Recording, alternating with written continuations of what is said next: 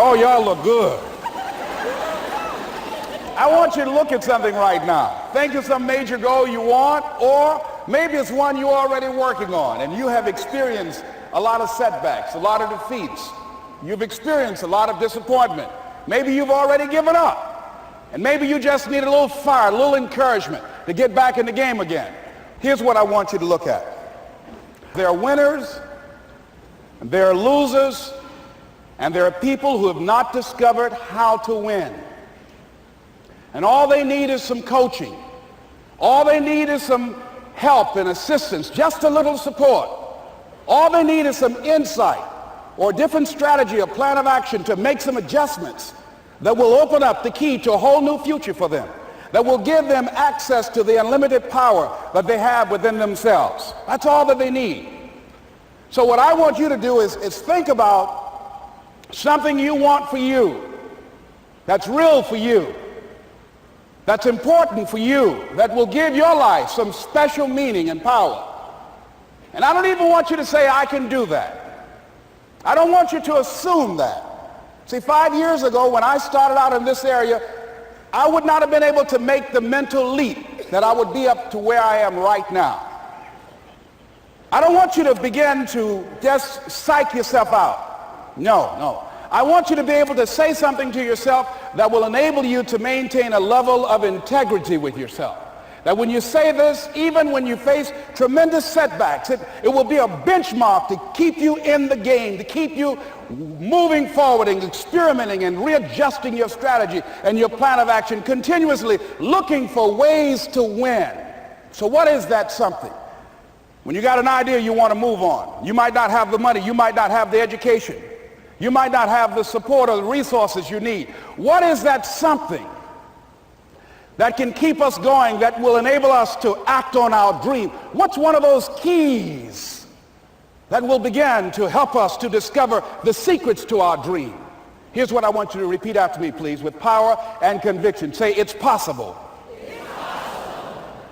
That's all I want you to do when you look at your dream. Just say to yourself every day, it's possible. Just say that every day to yourself, it's possible. Because what does that do? See, it begins to change your belief system. See, the way in which we operate, ladies and gentlemen, it's a manifestation of what we believe, what's possible for us. Whatever you've done up to this point, all that it really is a duplication, it's a reproduction of what you believe subconsciously that you deserve and what's possible for your life. Most people operate out of their personal history, out of their memory, things they have done, things they've experienced, things they've seen, things that they have observed. What I'm suggesting that you operate out of a larger vision of yourself. I want you to see yourself doing what you want to do, experiencing what you want to experience, having what you want to have, doing what it is that gives your life some meaning and value. Operate out of your imagination, not your memory. Because whenever you look at where you want to go, I'm wanting to warn you, you will have some conversation back here after you go through the data that you've experienced in life saying you can't do it. And so what you want to begin to do is ignore that inner conversation. Well, most people, ladies and gentlemen, when something happens to them, what they do is they begin to believe that that's the way it is. That's the way it's always been. And they can't see the possibility of it being any different. Example, before April 1954, the common belief, the universal belief, because it had been tried again and again and again and people had failed, the belief was that man was not physically capable of breaking the 4-minute barrier, that he could not run a mile in less than 4 minutes. That was the belief on the planet. It had never been done. But here's what happened, ladies and gentlemen.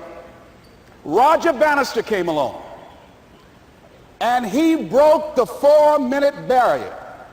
Now here's what's significant about that. Since that time, up to this day, over 20,000 people have done it, including high school kids. What changed? 20,000 people, what changed? Here's what happened when they got on the track. They knew it had been done. And because they knew it had been done, there was a new belief about this barrier, about this goal that was unreachable.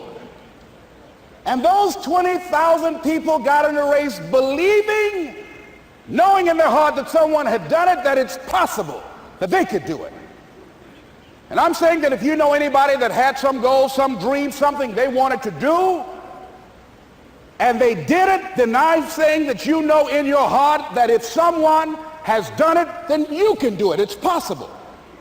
And that if someone can make their dream become a reality, that it's possible that you can make your dream become reality. And so as you begin to look at where you want to go, beginning to embrace that, it's possible. I'm blessed and highly favored. I've got a lot going for me. I got some good stuff in me. And it's possible that I can bring my greatness out here in the universe. That I can do what I want to do. It's possible I can write my own book. I can have my own business. I can take the trip and travel around the world. It's possible. I can bounce back from adversity and reinvent my life. It's possible. Regardless of where I am, the things can get better for me. It's possible. I'm thinking about two men right here in Chicago who were fairly successful, similar background, educated. They worked for a corporation for many years, and they were among many people that were laid off. Two guys who were very good friends. One went out looking for a job for several weeks along with the other one, and they faced disappointment and rejection again and again and again. They couldn't find any work, which is the story of many people across this country. One guy stopped. He became discouraged. He stopped going.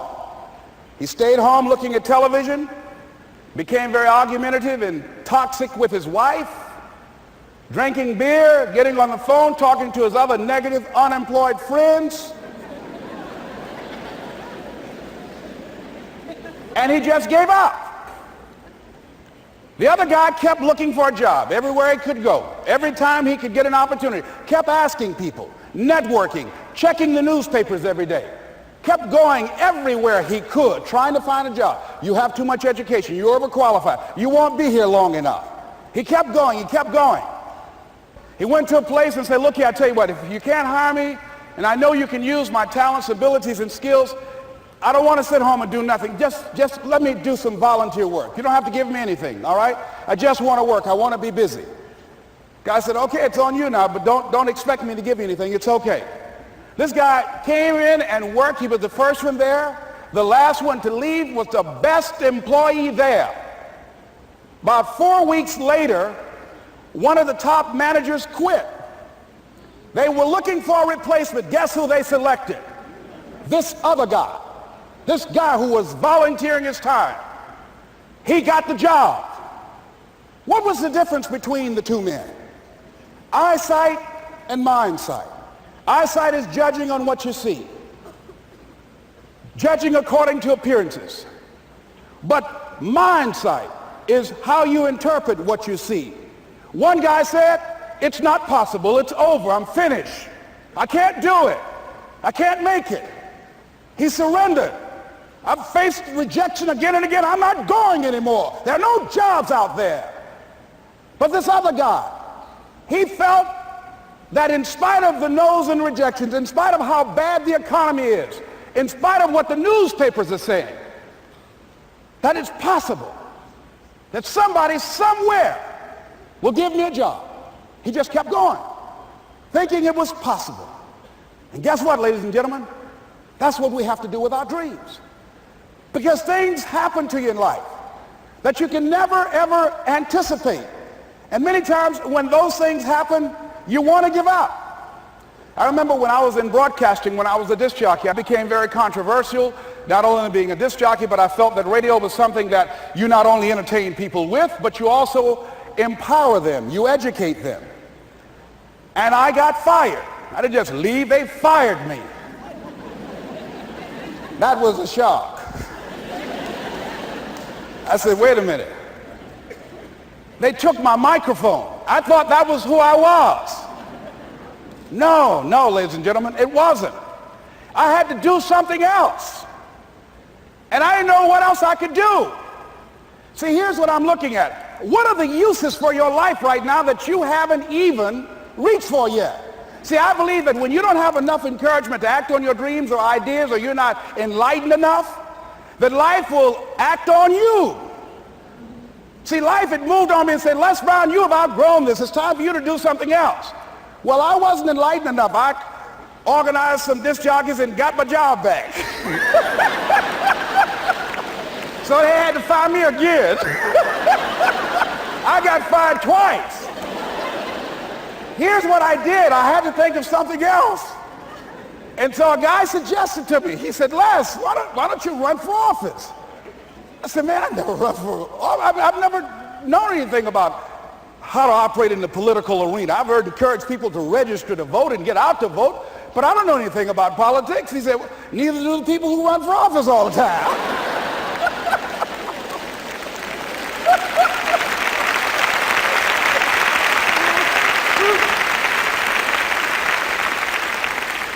So I ran. Now here's what I'm suggesting. I ran. You got to do what you can where you are with what you have. I didn't have any money. I didn't know anything about the political process. I didn't even have any support. But here's what the guy told me. It's possible you could win.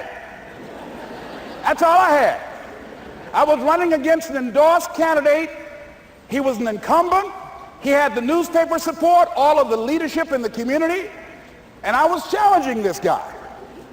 So I had a saying when I was on radio, stand up for what you believe in because you can fall for anything. And I would go door to door. I have my kids on one side of the street. I would be on the other, and I'd knock on doors. Hello, my name is Les Brown. Tell everybody I'm still standing. They get on the phone. Child, Les Brown was to my house today. You know the boy on the radio with the big mouth? Yeah, they fired him, honey. Say he's still standing. See, I'm saying just keep moving. Don't start feeling sorry for yourself. Don't spend time blaming and talking about what happened to you. See, whatever you talk about, that's what you multiply and expand in your life experience. So don't talk about stuff unless you want it to keep on happening to you, all right? So I got in that kind of action.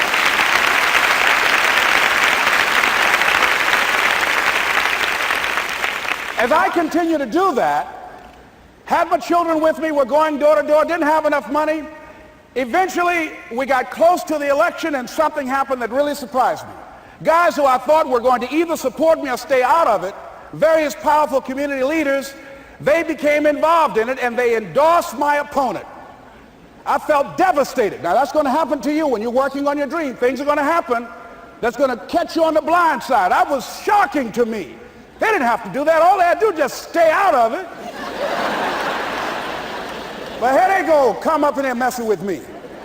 Now that's going to happen. There's some people who believe it's their personal business to stop you from living your dream, all right?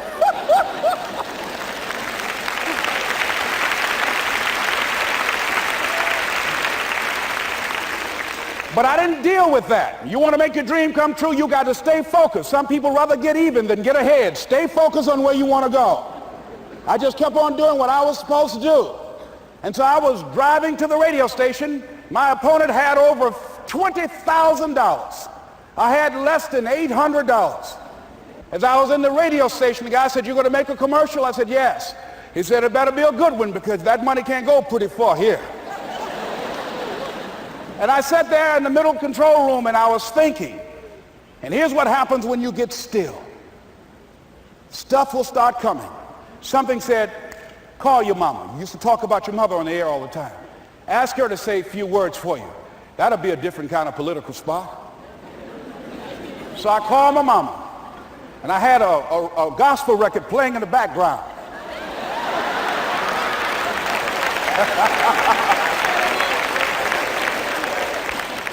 And then I had my mother say, "Hello, this is Mrs. Mamie Brown. When I raised my sons, I raised them to be good children. When they got out of hand, I beat their behind and made them go right. Please vote for my son. He's a good boy."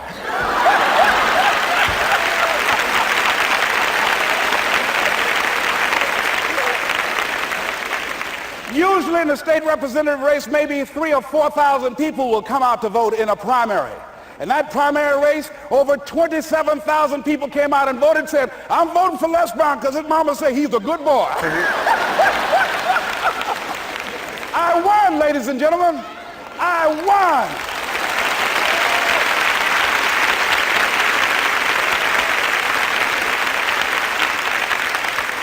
So you've got to be willing to stay focused, to be creative, to be relentless, because things are going to happen to you when you're working on your dream, when you get on track. I remember when I first got involved in speaking, one of the main things that speakers like to do is speak to a certain association that they have over 10,000 of their sales reps that come to this convention. And I was relentless. I kept saying, it's possible. It's possible. See, what I want to let you know and set you up for, because you say it's possible, don't mean that you're not going to have any problems. That Murphy's Law ain't going to come and slap you side the head. Oh, Murphy going to come visit you. He's waiting for some of y'all out in the parking lot. Oh, you say it's possible. Okay, it's possible. You better get up. Well, I was working. I kept saying it's possible. They got other speakers on this program. I can be on that program too. I kept selling myself. I got all fired up. And I was calling them every day. And the lady finally said, Mr. Brown, I tell you what, we want you to come in and talk to our sales executives. You got the kind of fire and guts that they want, that will motivate them. And let me tell you something else. We want you to bring your motivational tapes. You're going to need at least $50,000 worth of tapes. I said, is that right? Yes, because they want to keep that drive alive. I said, all right. I called the guy to duplicate my tapes. I said, Don, how you doing? This is Les. Let me tell you, I got a major speaking engagement. I said, man, it's a speaker's dream. I need over $50,000 worth of product. He said, Les, you don't have that kind of credit. I said, I know, but Don, I can sell that. Just right after speaking engagement, I'll give you your money in 4 days. He said, are you sure, Les? I said, yes, but I got a major speaking engagement, and they told me to do it. He said, man, that's a big order. Let me talk with the lady with you. I said, hold on just a minute, man. Call the lady back. Hello, Evelyn, how you doing? This is Les Brown. I got Don on the phone. What did you say? Do I have the speaking engagement? Yes, you do. And what else you suggest? Les, our people, they buy a lot of tapes. Your tapes are very popular among them. I'm saying bring at least $50,000 worth of tapes, Les. You'll sell everything you got and more. I said, did you hear that, Don? He said, yes. I said, now, if anybody else has to make a decision, are you the final person? She said, I'm the final person. I will send you the contract. I want you. I said, you hear that, Don? He said, yes. I said, oh, ye of little faith. I said, duplicate the tapes, man. Hung the phone up. Well, he duplicated the tapes. 1 week came by. I'm checking the mail every day. No contract. I said, come on, Murphy, don't start nothing, man. Come on. Come on, man, give me a break. Come on, you know, this ain't fair. Come on, man. Give your boy a break. Come on. I talked to myself, you know. I didn't want to call him right now. 2 weeks passed by. Murphy said, don't you think you ought to call him? I said, okay. I called. I said, hello, this is Les Brown calling. How you doing, Les? I said, fine. I said, Evelyn hasn't sent my contract out yet. Any additional information you need? So, Les, you haven't heard? I said, no. I said, Evelyn died. I said, she died? I said, did she say anything about me?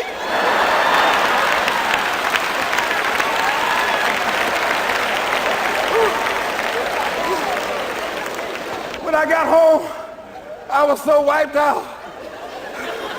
And Murphy was in the house waiting on me. Murphy said, is it possible you want to listen to some of your tapes?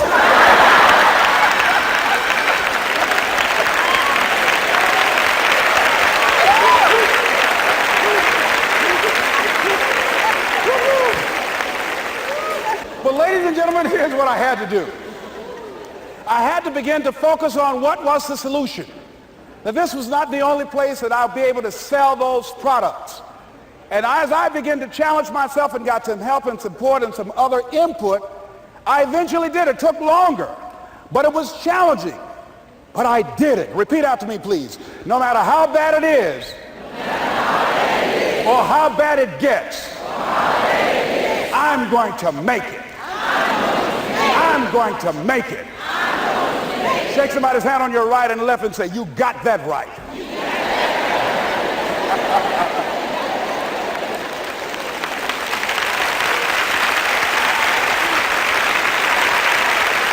Repeat after me, please. It's possible. It's possible. I can have my dream. I can get what I want. I must be creative. And never give up. Now, let me share something else with you, ladies and gentlemen. When you know within yourself that there's something you want to do, and I believe that all of us were born with a purpose, that all of us have something that we are supposed to do, that all of us have some goodness within us, and that goodness gives us a responsibility to manifest our greatness. And when you know that, you can feel it in your guts, and you know that you're deliberately operating below your potential. You've gotten comfortable. You stop expanding, you stop stretching, you stop challenging yourself. Let me share something else with you. Not only is it possible for you to have your dream, but it's necessary. It's necessary that you have it, that you work on it, that you develop yourself, that you go for what is yours in the universe. I have a friend that at the beginning of the year I was in Los Angeles giving a speech, and I do a seminar teaching people how to become involved in the speaking business, and also one called Speaking with Power, teaching people how to begin to develop their communication skills. And this friend, I said, I want you to work with me. I called her up. She said, Les, are you sure I can do it? Sure you can. You have a PhD in communications. I don't have that. If I can do it, sure you can do it. In fact, I'm going to give you the support that you need. Here's what I realize, ladies and gentlemen. We only have enough energy to take us to a certain level. But it's necessary that we assemble ourselves with other people who share our vision, other people that can see it for us, to give ourselves a home court advantage.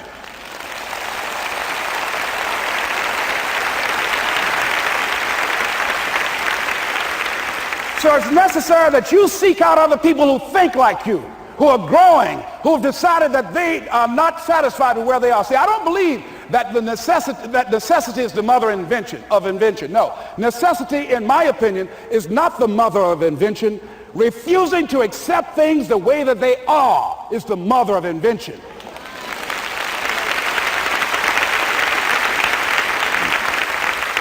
When you decide, I'm not going to settle for this, this is not going to be it for my life, I deserve more than this.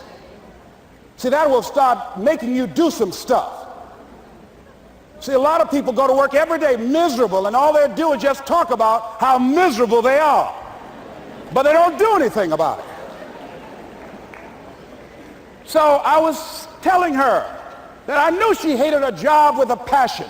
I said, you can do this. You got more going for you than I have going for me. And we've been going through this for years, ladies and gentlemen. She'd been to my seminar speaking for a living. She brought her husband, and that was one of the major problems that I realized that happened in her life. He couldn't see it for her. So you got to make sure that you have people in your life that can see it for you, that will encourage you. Non-affirming relationships can hurt you.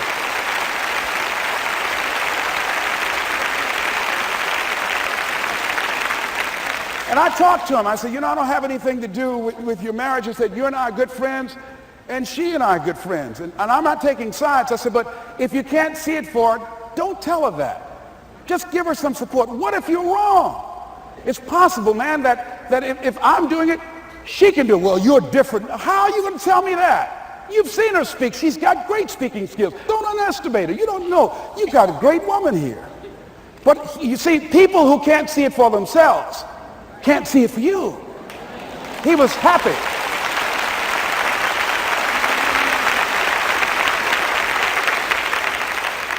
So I said, will you do it with me? I said, I'm going to give you the support you need. You can't do it by yourself.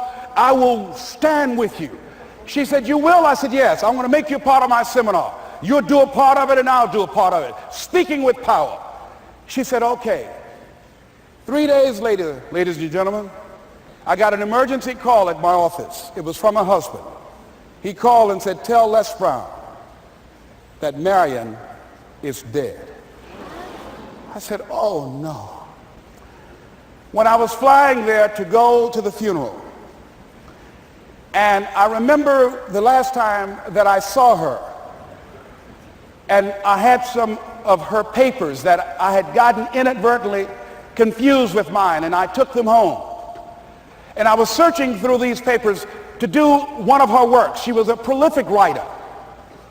And what got me, what was so sad that made me begin to cry, was that there were poems that she had started that were profound poems, great thoughts that she didn't complete. Plays that she had started that she didn't complete. See, that poem was given to her. I can't finish that for her, nor can you. That play, whatever the outcome that she had envisioned, that she had imagined, was given to her. Only her. And she's the channel that was going to come through. You are here, and you are the vessel, you are the outlet for the universe. That you've been selected. There's something for you to do. I believe all of us have some purpose for being here.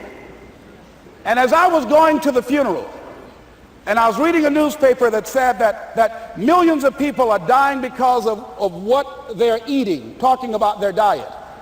And I'm sure that it was Marion talking to me, whispering, saying, Les, the next time you speak, say that even more are dying because of what's eating them.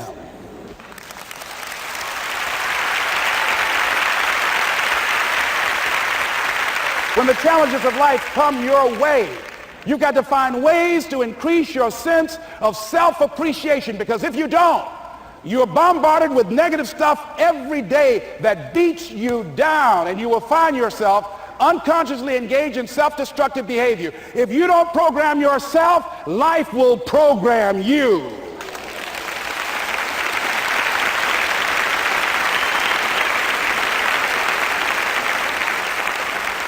So you want to have an agenda for your life. It's necessary that you have some direction for your life. A friend at the National Speakers Convention gave us a presentation, and it really struck me. He was talking about when he was traveling across Europe, Warren Gresham, and he said at different points, soldiers would wake them up on their journey and ask him the question. And I pose this to you. The question was, where have you been? Why are you here? And where are you going? And that's what I ask you. Where have you been? Where have you been up to this point? You look at your life. You look at what you produce. Is it giving you what you want? Are you living on purpose? Are you living your dream? Are you acting on your ideas? Are you doing all you can do? Have you gotten comfortable? Are you procrastinating? Are you evading your own greatness? Are you surrounding yourself with people that can nourish you? Are you challenging yourself? Are you experimenting? Are you learning something different? Is your life an adventure, or is it boring? Where have you been? Why are you here? What brought you here? Investing the time, the money. What brought you here? And where are you going? What is it that you can get out of this session, out of this lecture? That when you leave here, rather than this just being a spectator event, that you got some idea, some dream, that you might have to go back and brush it off and look at it again and say, I've got to do this. This is my stuff. This is what I'm supposed to do. This is why I showed up. Where are you going with your life? What decisions are you making right now as you look into the future? Are you experimenting to find out what other talents and abilities that you have? See, we're in a time right now. The day is gone where you could just go to college and get out and get a job and work 30 or 40 years with job security and retire with a gold watch. The gold watch days are gone. Brand new day. Party's over. So now you have got to be multi-talented and multi-skilled. You've got to use all your stuff. You don't know what else you can do. I didn't know I can do what I'm doing right now. It's necessary that you stretch and challenge yourself and say, let me see. I start out as a trainer. I'm a trainer. That's what I am. That's what my expertise was in. And then I decided, let me see, can I speak? And then I discovered, hey, I can do that. What if I hadn't tried to do that and just been satisfied with just being a trainer, with a limited vision of myself? And then after training, and then I said, well, maybe I can go into business for myself. And I started speaking, going into business for myself. Well, maybe I could train other speakers and teach them how to go into business for themselves. See, you want to have a backup plan. You want to have other strategies for yourself. In case this doesn't work out, you got something else going over here. You don't want to ever put yourself in a situation where you have a limited vision and you're only using a limited amount of your talents, of your skills, and of your abilities. And I'm saying to you, it's possible you've got some talents, some ideas in you, your ability to do some stuff that you haven't even discovered yet.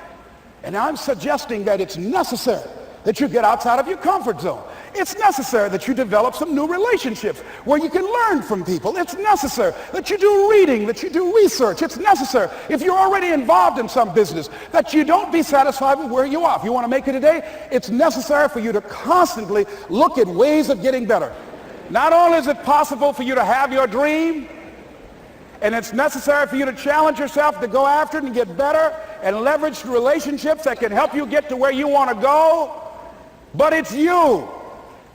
The major key to your reaching your dream, your living up to your greatness, your making your contribution is you.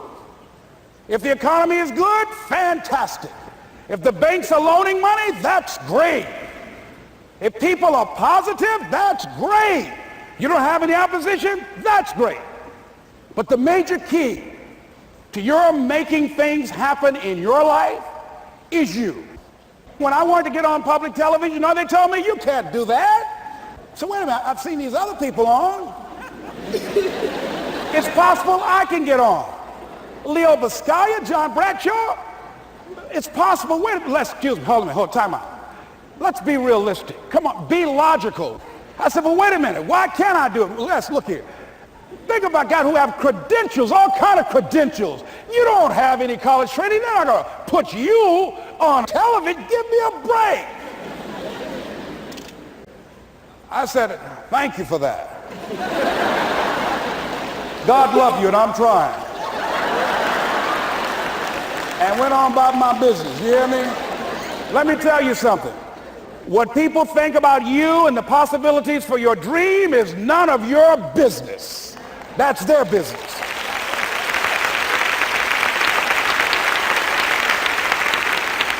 They have no imagination, ladies and gentlemen. They're living out of the past, out of their memory. Their attitude is it can't be done because they haven't seen it. They're judging according to appearances. The people that are going to make it in the future, the people that are making it today, let me share something with you. History is being read, but it's also being written by people with imagination.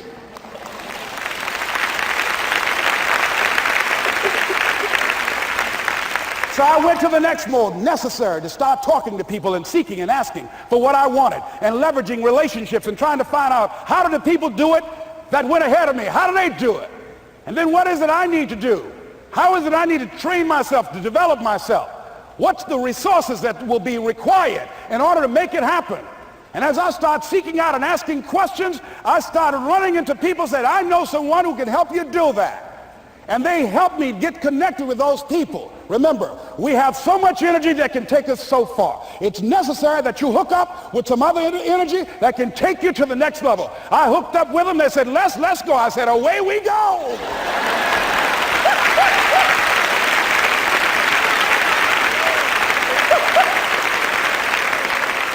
And guess what? Here we are. I love it. You want your stuff? It's necessary you take responsibility for it, that you make it happen, that you don't give up, that you don't take any objection or disappointment or defeats personally, that you keep on keeping on, that you don't decide that I can't make it because you can't see the light at the end of the tunnel, that you realize that's a part of the program. And here's something you've got to resolve. Say this to yourself every day. See, as long as you're breathing, you got a shot at your dream. That's the way I resolve. Say this, please. It's not over until I win. You got that right.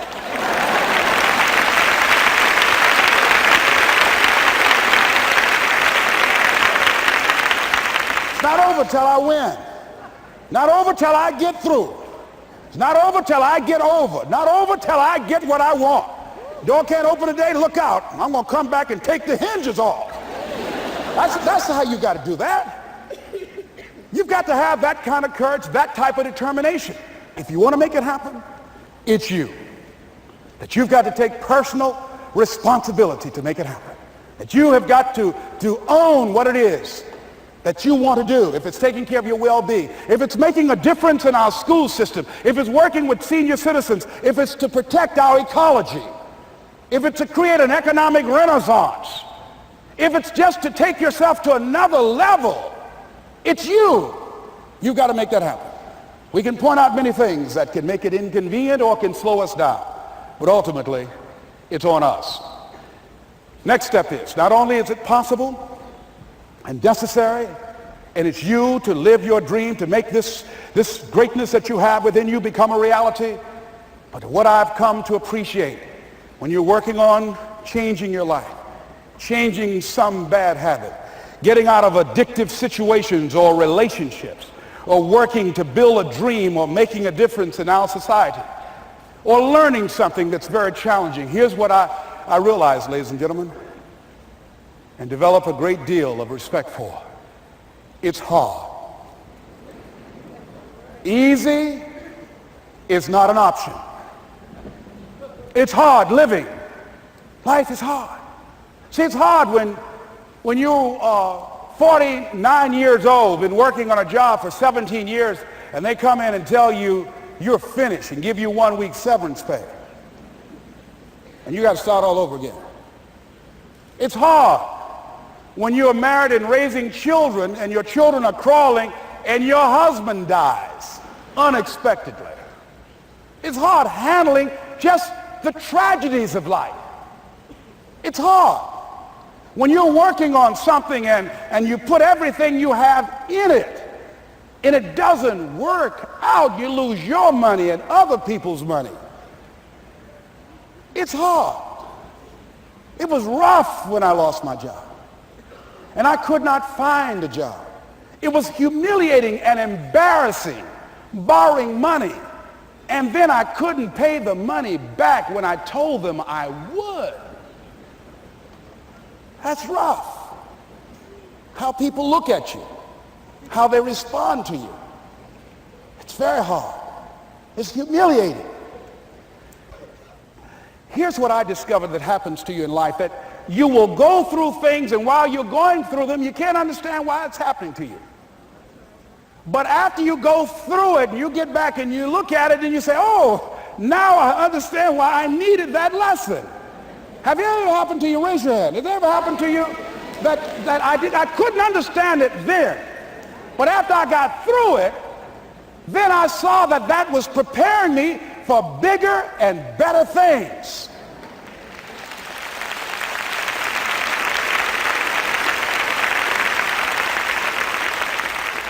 That as you go through the challenges of life and you look at it and embrace whatever comes to you, don't run from it.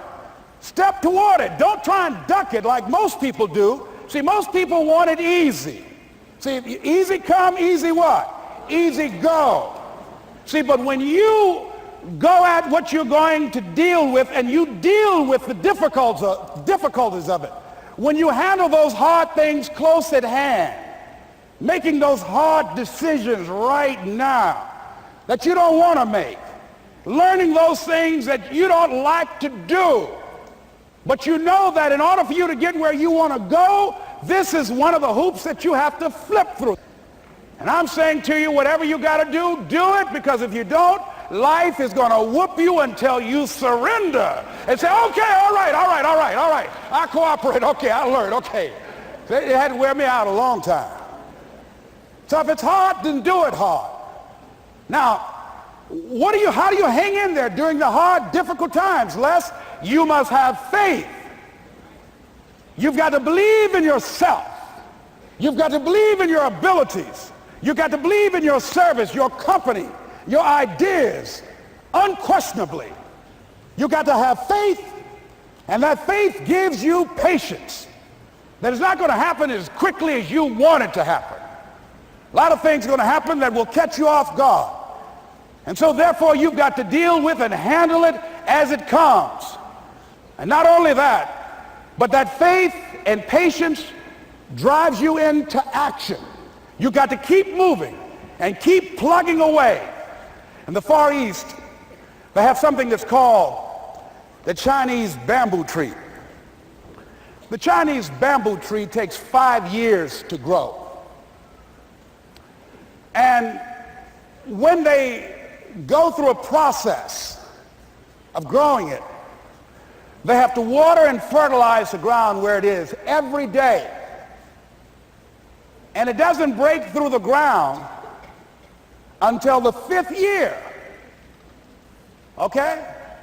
But once it breaks through the ground, within 5 weeks, it grows 90 feet tall. Now the question is, does it grow 90 feet tall in 5 weeks or 5 years? The answer is obvious. It grows 90 feet tall in 5 years. Because at any time had that person stopped watering and nurturing and fertilizing that dream, that bamboo tree would have died in the ground. And I can see people coming out talking to a guy out there watering and fertilizing the ground that's not showing anything. Hey, what you doing? You've been out here a long time, man. And the conversation in the neighborhood is, you growing a Chinese bamboo tree, is that right? Yeah, that's right. Well, even Ray Charles and Stevie Wonder can see ain't nothing showing. You know that's how people are going to do you? So how long you been working on this? How long have you been working on your dreams? And you have nothing to show. This is all you got to show? People are going to do that to you. And some people, ladies and gentlemen, they stop. Because they don't see instant results. It doesn't happen quickly. They stop. Oh, no. You got to keep on watering your dream. And when it began to happen, they stopped laughing. They said, look. Whoa, look here. Look how, hey, man, you know, I know you can do it. Look here, you got a job here?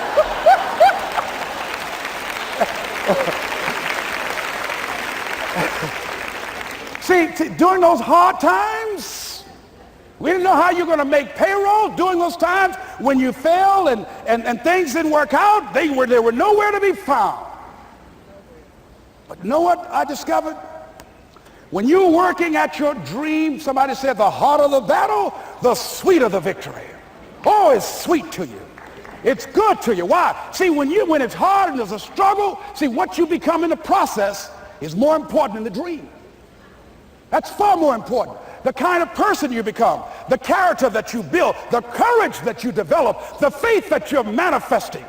Oh, it's something that you get up in the morning, you look yourself in the mirror, you're a different kind of person. You walk with a different kind of spirit.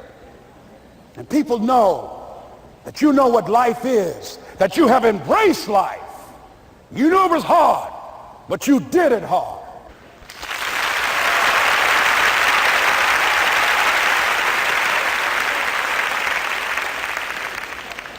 Now that takes us to the next level. If it's hard, why do people do it? You ask people who do things. Why do they go it? People who climb mountains just for the sake of it. Nobody paying them to do it, just do it. Somebody said, I'm going to run around the world. He said, why would somebody want to do that? I'm going to swim the Atlantic Channel. Why? Why do people do that? I wondered, why would a Nelson Mandela give up 26 years of his life? Why do people do that? Here's what I discovered in high school. High school, I decided I wanted to go out for football. Never forget this. And I discovered why people do things. You know why, ladies and gentlemen? Even though it's hard, it's worth it. It's worth it. See, one day we had Coach Alkin Hepburn had this plaque down there and this wood on the floor, on the ground. He said, Brown, come over here. Had my suit on. I said, yes, sir. He said, I'm going to have old Larry Littles down there, old big Larry. Yes, sir. Big, fat, sorry Larry. Yes, sir. Brown, I want you to get down bull neck. Yes, sir. He said, I want you running Larry. I want you to put your helmet right in his pit, right up in his chest, and knock him off that board. You hear me, Brown? You can do that. Yes, sir. Can you do that? Yes, sir. I said, hubba, hubba. I said, hubba, hubba. He said, Brown, I want you to knock him off. You're going to make the team. I know you can get him, all right? Look at him, how sorry he is. Knees knocking and everything. I said, yes, sir. Then he went down to Larry. Larry Littles, who played 12 years for the Miami Dolphins, all pro for 12 years. This is a bad, big dude. 250 pounds, strength, agile, and all muscle. He said, Larry, he said, man, you know Brown down there. He's down there talking about your mom and everything. He talked about how fat and sorry you are and how he's going to knock you off this board. Larry now spitting fire and growling and foaming at the mouth. And I'm looking at Larry saying, oh, hubba, hubba. He said, look at that fool down there growling. He told me he's going to scare you, that you're going to leave. Are you going to leave? No, coach, I ain't going to leave. Go down there and knock him out the park. Boy, coach got back. He winked at me. Go get him, Brown. I went hard. I ran into Larry with my helmet. Larry said, boom. I don't know where I landed. When they woke me up, I said, can y'all take this helmet off me for a minute? I said, y'all got any more positions out here? They say, like where? I said, don't y'all need an announcer? They said, Brian, where you going? I was crying. They said, man, some girls over there. I said, I don't care, man, I'm hurt. Said, that fool almost killed me, man. He said, Brian, you quit, man. I said, yeah. I said, what? I said, it ain't worth it, man. No, it ain't worth it. Y'all go ahead. Y'all crazy. I'll be your announcer, man. I was calling the game. I was up there in the booth. Call good games, too, because the pain wasn't worth it to me. And I'm saying to you, you know why people do what they do? The people who go after their stuff, what makes it worth it? It's got to be your passion. You got to love it, ladies and gentlemen. You got to love it. It's got to be what you are supposed to do. You want to sing, and even though they want to invite you to Carnegie Hall, you're going to sing to anybody that listens to you, including singing to yourself. I used to talk to my plants when nobody else would listen to me. You got to write, even if no one published your book, write, because that was given to you to do. You do what it is you're supposed to. You're supposed to build something. You're supposed to create something. I don't know how to do it. Learn. Do whatever is required. Just go out there. It's possible you can get what you want.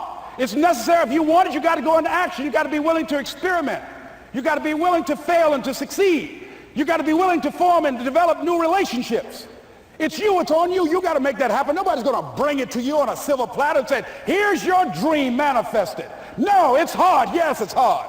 It's difficult. Yes, right. And it's worth it.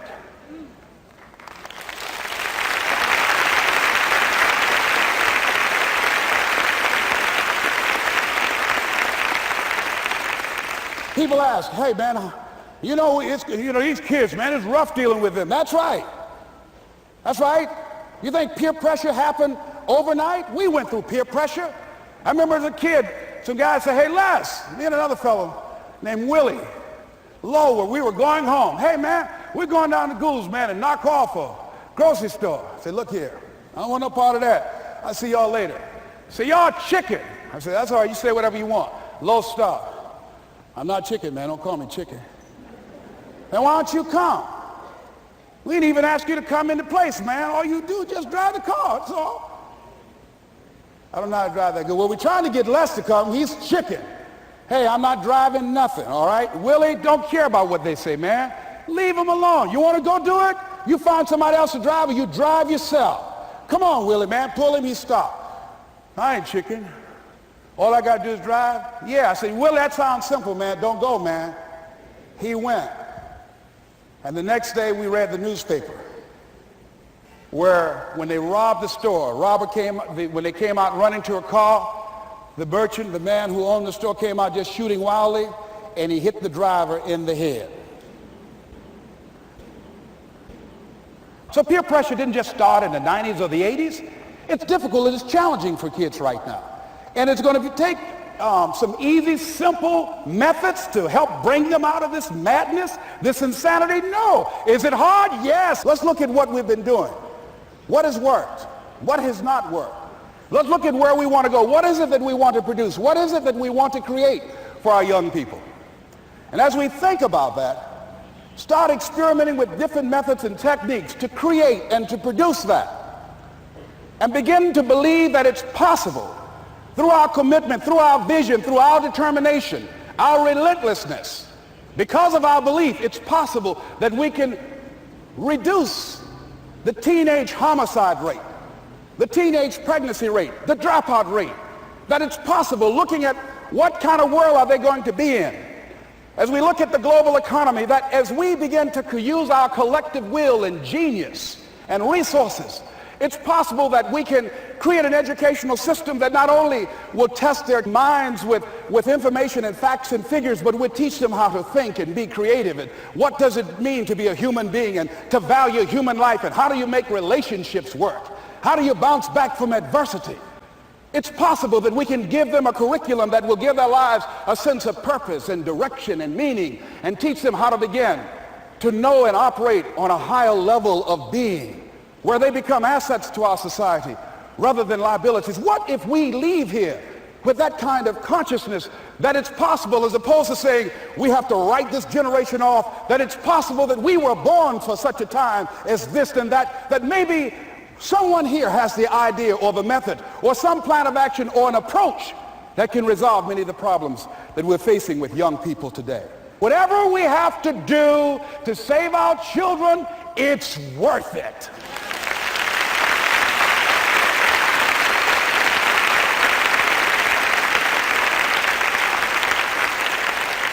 And so that brings me to the final step, that it's necessary for us to begin to look at the future and know that it's possible that we can have our dream. Yes, it is. Other people have done it, then we can do it. We fail a lot of times. Well, a lot of other folks fail, and eventually they came back and they succeeded. So it's possible we can have what we want. And we know that we want to get it. It's necessary that we align ourselves with people that think like we do. It's necessary we get negative, do-nothing people out of our lives. It's necessary we never stop learning and growing and developing ourselves. It's necessary that we never give up. We know that it's you, it's me. It's being responsible for our stuff and deciding that we're going to keep on keeping on, that we're going to find a way to win or find a way to make it happen. And we know it's hard. It's not going to be a picnic.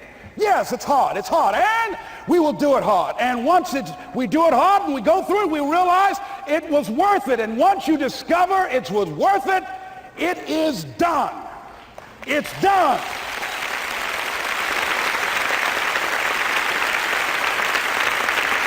It's done, ladies and gentlemen, before it happens.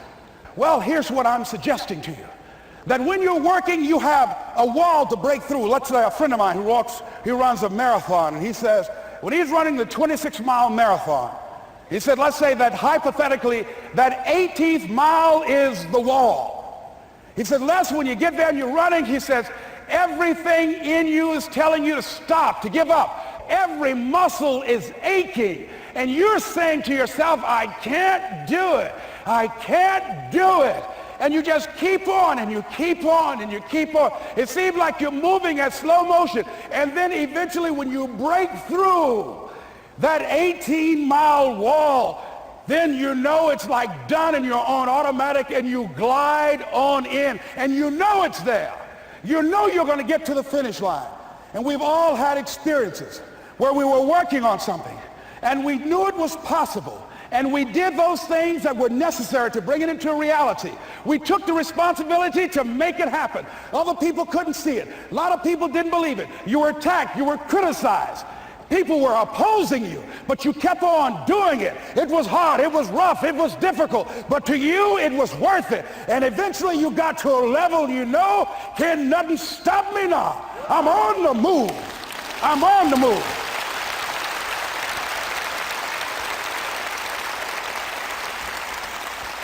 Finally, I'm thinking about a friend of mine who is no longer operating on this dimension. His name is Jack Boland. He had this vision of a church that would serve various types of needs for people, their supportive needs and helping them in recovery from drugs and alcohol and whatever addictions that they might be involved in. And he was known for bringing in different kinds of speakers. And over a year ago, he was diagnosed as having cancer, and he announced to his congregation that he's going to be taking chemotherapy, and that it was a possibility that the cancer would go in remission, and he was optimistic about that. And sure enough, it did for a year. And one of the things Jack always talked about is that he wanted to have his funeral while he lived. And so he invited a few friends, Wayne Dyer and myself and a few other speakers. He didn't tell us why we were there, but once we gathered there, the church, they told us in the room that Jack is going to announce to the congregation, he's bringing his doctor up. The doctor is going to say that we felt we could keep it in remission. It's out of remission, and he doesn't have much time left. And whatever words you want to say to Jack that you would say if he had made his transition, speak those words now. Well, we were shocked and we were somewhat stunned until Jack got there. They brought him in a wheelchair, and boy, was he courageous, and he had a strong smile, and they helped him up the steps, and he sat behind the podium.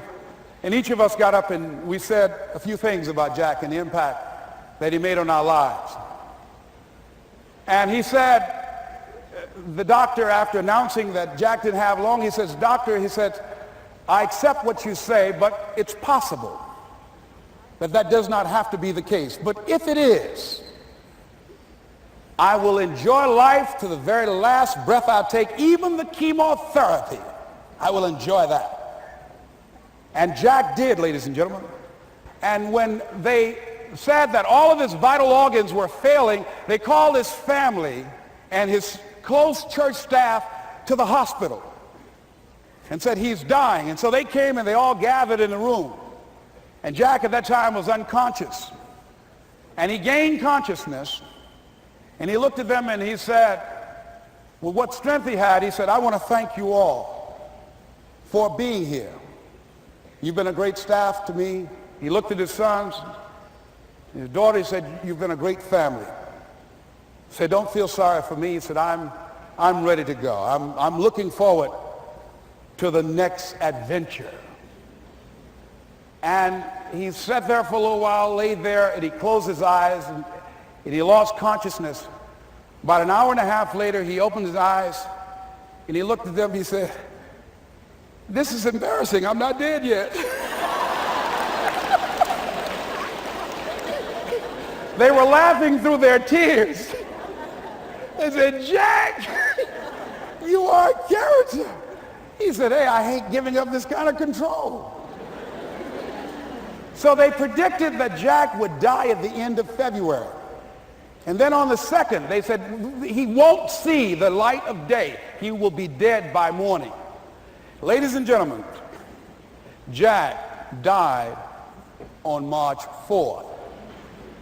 And we believe that even in his dying, Jack sent his congregation a message that I want to give to you with his permission.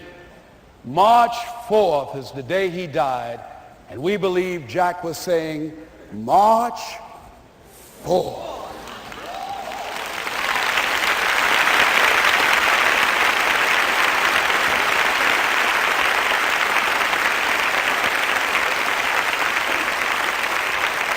So I say, as you look into the future, while other people are giving up, feeling like victims, feeling powerless, becoming negative, turning on each other rather than to each other, feeling that they can't make it, be ye not conformed to this world, but be ye transformed by the renewing of your mind with the mindset of that it's possible that we can save this generation. It's possible that we can create new industries, a new economy. It's possible that I can find a new profession, a new job. It's possible I can create a new life. And it's necessary that I become actively involved in becoming a positive force in my life and on the planet. And it's me, yes, it's you, it's all of us, pulling together, working together to create this brand new future. And it's going to be hard. Easy is not an option. But if it's hard, we will do it hard. Whatever is required to snatch victory from the jaws of defeat. And it's worth it, yes. It's worth whatever we have to do. And once we know that, it is done. It is done. It is done. It is done.